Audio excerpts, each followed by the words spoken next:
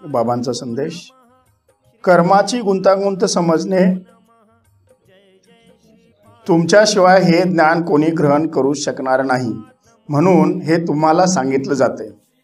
सुख दुःख, पाप पुण्य, यश अपयश यांना सम मानणाऱ्या म्हणजे द्वंद्वातीत राहून आकाश तत्व सम असणाऱ्या साधकाकडून ईश्वर संतुष्ट होईल अशीच कर्मे होत असतात. संकोच न बाळगता सद्गुरू आज्ञेप्रमाणे कोणतेही कर्म करण्यात धन्यता म्हणजे आनंद वाटून घेणे हेच दिव्य ज्ञानाचे लक्षण. दिव्य ज्ञानातून होणारी कर्मे दिव्यच असतात. दिव्य ज्ञान प्राप्तीसाठी केलेली कर्मे म्हणजे दिव्य यज्ञ. ऐहिक इंद्रिय तृप्तीसाठी केलेले यज्ञ आणि दिव्य ज्ञान प्राप्तीसाठी केलेले यज्ञ असे यज्ञाचे दोन भाग पडतात. भगवंताला संतुष्ट करणे हेच यज्ञाचे प्रयोजन असते. भगवत भावित होऊन प्रत्येक कर्म ईश्वर सेवेशी संलग्न करणे म्हणजे महायज्ञ किंवा दिव्य यज्ञ होय. या यज्ञात इंद्रिय तृप्तीची वासना नसते. असा यज्ञ करणाऱ्यांना भगवान श्रीकृष्णाने गीतेत परमयोगी म्हटले आहे. बाकी भगवत भाव ग्रंथात विश्वची माझे घर या प्रवचनात 10 प्रकारच्या यज्ञाच्या नावांचा उल्लेख केला आहे. ते यज्ञ तात्पुरत्या भौतिक सुखप्राप्तीसाठी किंवा इंद्रिय तृप्तीसाठी आणि कर्मकांड म्हणून आहेत. त्यापैकी एकाही यज्ञाचा महायज्ञ किंवा दिव्य यज्ञ यात समावेश होत नाही. जो परमयोगी असतो तोच दिव्य ज्ञान प्राप्तीसाठी यज्ञाचं प्रयोजन करतो. भगवंताच्या अपेक्षेप्रमाणे आपल्या यज्ञाचं प्रयोजन आहे. वृक्ष संवर्धन आणि संदेशाचे चिंतन हे महायज्ञाचा एक मोठा भाग आहे. यात प्रत्येक जणाने सक्रिय होऊन दिव्य ज्ञानाचा लाभ घ्यावा अशी श्रींची इच्छा आहे. दिव्य ज्ञान समजून घेण्याची तुमची इच्छा असेल आणि त्यासाठी तुम्ही 1 पाऊल पुढे येत असाल तर महापुरुष तुमच्यासाठी 100 पावले पुढे येतात. अनन्य भावाने महापुरुषाच्या आश्रयाला आला तर तो निश्चित ईश्वरधामाला पोहोचतो. परिपूर्ण ज्ञान अवस्थेची म्हणजे दिव्य ज्ञानाची प्राप्ती करणे, त्यानंतर संसार दुःखातून मुक्तता मिळवणे व अंती भगवंताच्या प्रेममय अवस्थेत रममान होणे हाच वेदांचा मुख्य विषय आहे.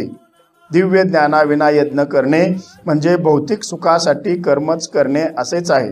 दिव्य ज्ञानासाठी कठोर साधना करावी लागते. कठोर साधनेसाठी दीर्घायुष्य व्हावं लागतं. दीर्घायुष्य होण्यासाठी प्रकृती निरोगी आणि सदृढ असावी लागते. त्यासाठी प्राणायाम, कुंभक, रेचक करून इंद्रियावर नियंत्रण ठेवावं लागतं. इंद्रियावर नियंत्रण असेल तर ध्यानधारणा होते. ध्यानधारणा व्यवस्थित होत असेल तर मी आत्मा आहे जाणवायला लागतं. तेथून पुढे आत्मशोध, आत्मबोध, आत्मकल्याण, नंतर विश्वकल्याणाचा अर्थ कळायला लागतो. यात मध्ये मध्ये विपरीत ज्ञान होण्याची, अहंकार येण्याची दाट शक्यता आहे. इतकी दाट शक्यता आहे की तो इथपर्यंत येतच नाही. सध्या आमचं जे चिंतन चाललंय ते भगवत भाव म्हणजे अद्वैत आनंद यावर चाललंय. इथपर्यंत येण्यासाठी ऋषी शेकडो वर्षापासून तपश्चर्या करत आहेत. काही रामायणापासून तपाला बसलेली मुनींची उदाहरणे ऐकतो म्हणून निश्चित वाटतं धन्य आम्ही जन्म आलो, दास श्रीपादांचे झालो. डॉक्टर शेंडकर आपल्या संदेशात म्हणतात, दिव्य यज्ञ न करता इतर यज्ञ म्हणजे गणेश वरदान महायाग, शांतीपाठ महायाग, गणेश पूजन, हवन वाचन, मातृका पूजन, नगर प्रदक्षिणा, उदरभरण, परिक्रमा, नवग्रह पूजन, विद्यामंडळ स्थापना, पीडाग्रह निवारण याग, मांगल्य वरदान याग, विद्यार्जन याग, फलवर्धन याग, प्राप्ती याग, आरोग्यवर्धन याग, ग्रहदोष निवारण याग, सौभाग्य वृद्धी याग, गणेशवर्धन याग असे व इतरही भौतिक सुख देणारे यज्ञ जरी केले तरी फार तर सात्विक कर्म होऊन फक्त इंद्रिय तृप्ती होऊन शारीरिक व भावनिक सुख मिळेल. भगवंताने त्या जीवाच्या कर्माप्रमाणे तयार केलेले भोग त्या जीवाला योग्य वेळी भेटले पाहिजेत असे प्रयोजन केलेले असते. पण वरील यज्ञ फळामुळे योग्य वेळी योग्य भोग न भेटता ते फळ योग्य वेळे अगोदर भेटते, परंतु नंतर पुढे मात्र फार दुःख यातना होतात. कारण भगवंतांनी त्या जीवाच्या कर्मानुसार घालून दिलेल्या भोगाच्या प्रयोजनात अडथळा येतो, म्हणून पुढे त्या जीवाचे फार हाल होतात. वरील यज्ञाने विवेक जागृत न होता विवेकावर आवरण येऊन विवेकावर विकाराची मात होऊन तो जन्ममरणाच्या पाप योनीत अडकतो. कारण तो जीव जे काही यज्ञ म्हणजे उपासना कांड करतो ते विकार घालवण्यासाठी करतो, पण विकार न जाता विकार वाढतात, कारण कर्माचा संबंध समजलेला नसल्यामुळे व अज्ञानाने काहीतरी यज्ञ करत असतो. सद्गुरु बोध न कळल्यामुळे, सद्गुरु कृपा नसल्यामुळे विवेकावर विकाराची मात होते. सद्गुरु बोधातून सद्गुरूवर विश्वास वाढतो व पक्का होतो आणि सद्गुरु सहवासाने इतर यज्ञाच्या पाठी न लागता सद्गुरु साधकाला दिव्य यज्ञ घडवून देतात व त्यांच्या कार्यात मग्न ठेवतात.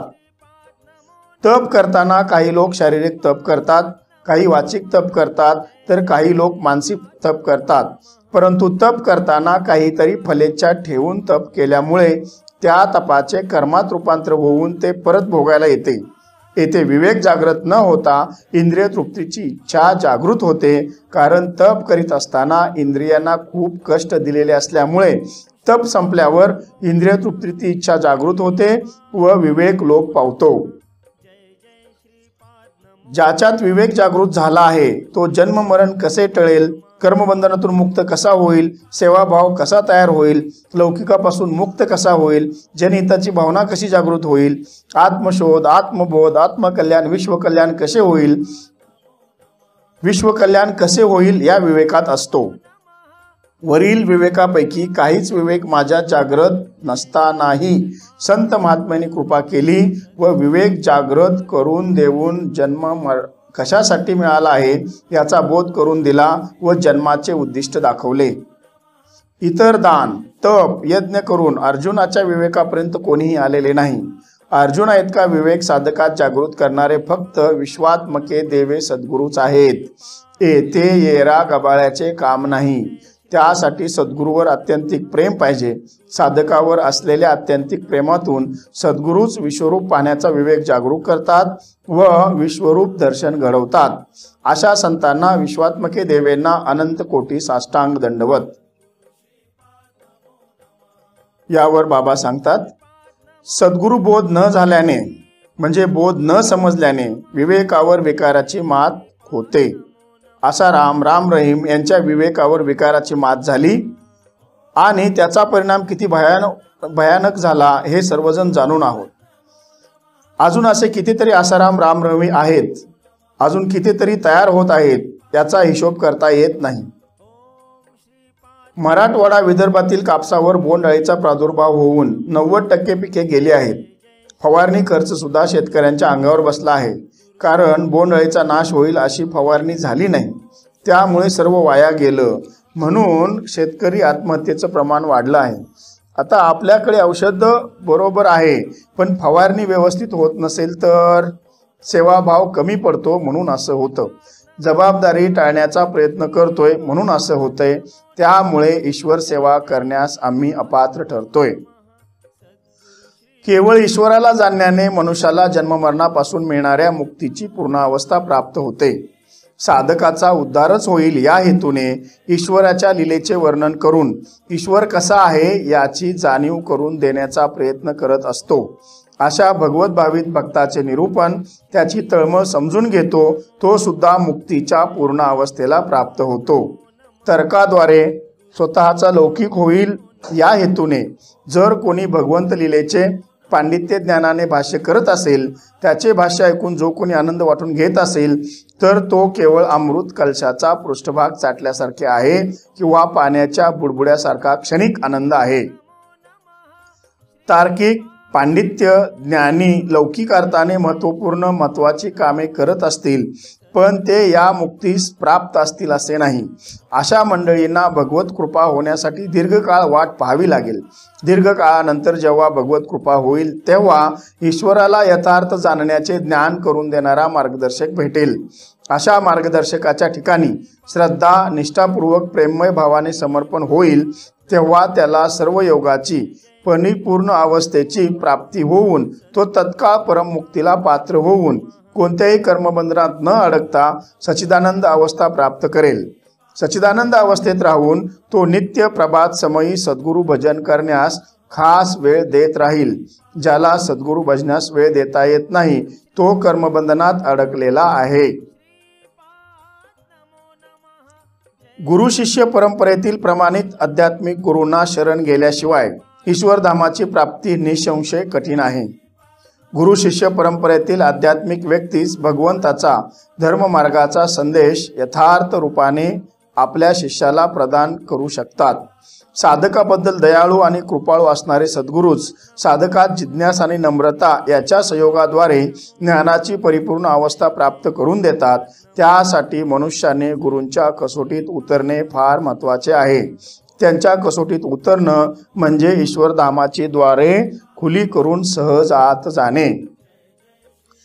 आपल्याला ब्रह्मविद्येचे पुरेसे ज्ञान नसल्याने आपण मायेने आच्छादित झालो आहोत, म्हणून ईश्वरापासून या निसर्गापासून आपण वेगळे आहोत असा भ्रम झाला आहे।